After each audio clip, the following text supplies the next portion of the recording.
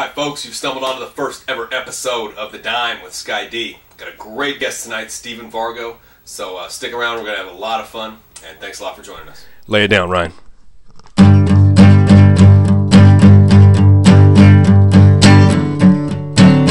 Hi folks, my name is Skye Dickenson, and I am an artist down in Sacramento. You know, somebody doing something to excite you, and then 10 years later, you're just like turning your back to like the trash. I mean, I just cannot. If the replay, the configuration were structured better, it could have been so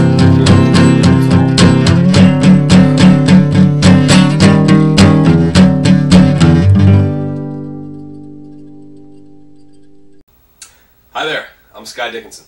In the last 6 months I've been posting a variety of videos on YouTube, from music videos for bands to personal videos I've done, animated stuff, all sorts of stuff. And it's gone pretty well. I've got some great responses. And what I've decided to do now is a weekly 10-minute little variety show. It's kind of like a Cobb salad of my talents. We're going to have an awesome guest every week. So thank you very much for tuning in, and we're going to have a blast. Unfortunately, I don't have a lot of time to explain myself here, having only 10 minutes and all these things to do.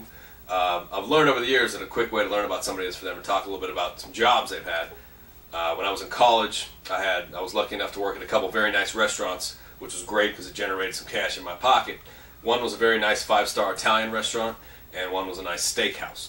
At the steakhouse, as you can imagine, it was all about selling beef, you know, selling cows and cuts of beef and knowing your stuff there. At the Italian restaurant, it was less about food and more about selling wines and making big money that way. So a lot of people had tricks about selling wines and things that, you know, words they get to know. Oh, this is very, this has a bouquet of almonds and things like that. And I wasn't so much into that. I had another little trick I did that, well, actually, let me go ahead and show you this animated short here to explain it. Well, you know, the servers at that restaurant would do what they needed to do to sell the expensive wines, you know, so you'd end up seeing a bleached blonde gal who just got here from Oregon at a table, like, saying, oh, this one is a Bolda, Robusta, Almondy, cinnamon bouquet of flavor. But, you know, I just didn't want to do it that way. So I would say whatever I knew about the wine, but I would usually add right up front, I'd say, you know, the greatest feature of this particular wine is once it enters your bloodstream, you will become intoxicated. And then I just kind of sat back real quick and saw how that was greeted. And about 75% of the time it was greeted with a laugh, and, you know, the table would loosen up and we'd have a great time. And when it wasn't greeted with a laugh, I would just pour the wine and back away. But that is a great little line for somebody who's not interested in selling a bottle of wine, like, you know, they're selling a car or a house or something like that. Okay, next thing I'm going to do here is something I'm going to do every show. It's I'm going to tell 2 quick stories. One is true, and one is a complete fabrication of my imagination. And then you can see if you can tell the difference. I'll also see if our guests can tell the difference, who will be out here in just a minute. The first story is this.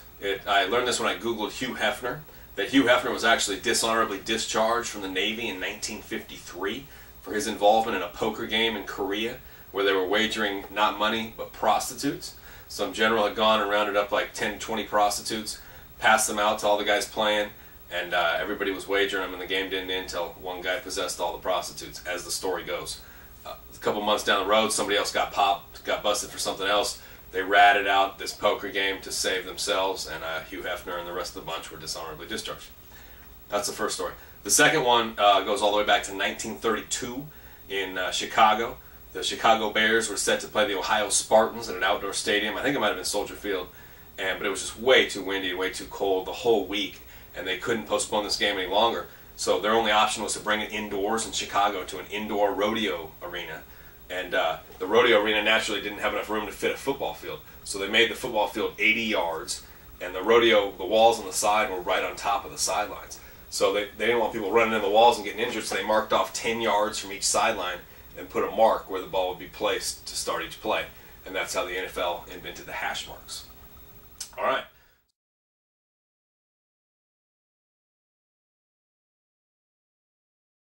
Ladies and gentlemen, an actor, writer, director, man about town, an all-around good guy, Steve Vargo. Full disclosure, I met Steve, damn it, has it been 10 years now? Yeah, I think so. In 1999, 2000, something like that.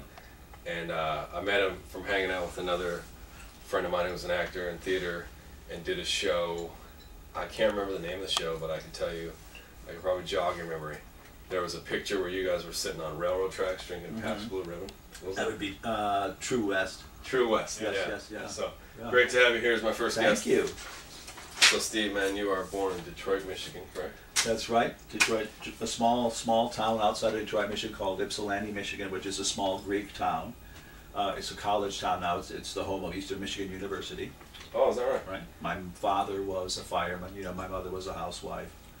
My background's Hungarian, and then I, became a musician in high school in Detroit in the '60s because I'm a product of the '60s, and then ultimately moved to Los Angeles as a musician in '67.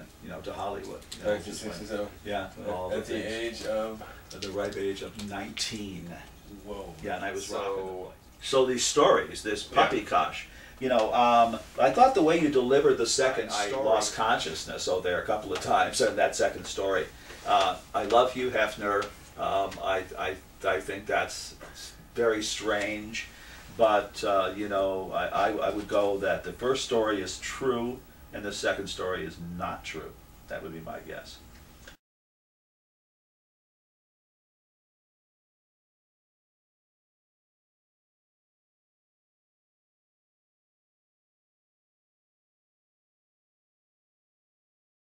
So Steve, let me ask you this, man.